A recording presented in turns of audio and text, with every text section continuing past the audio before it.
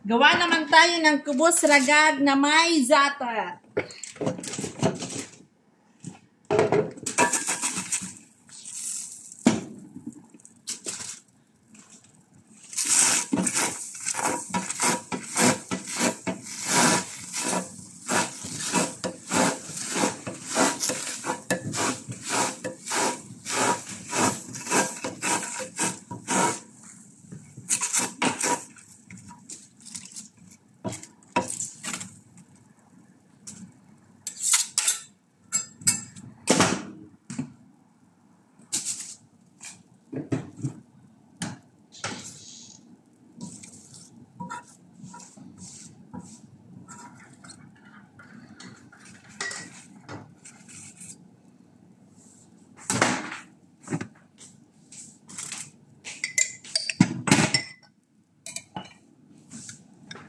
Hanapin siya ng cheese, cream cheese,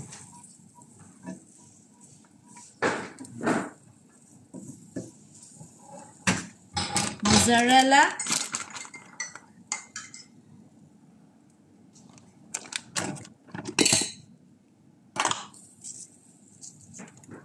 saka natin budburan ng za'atar.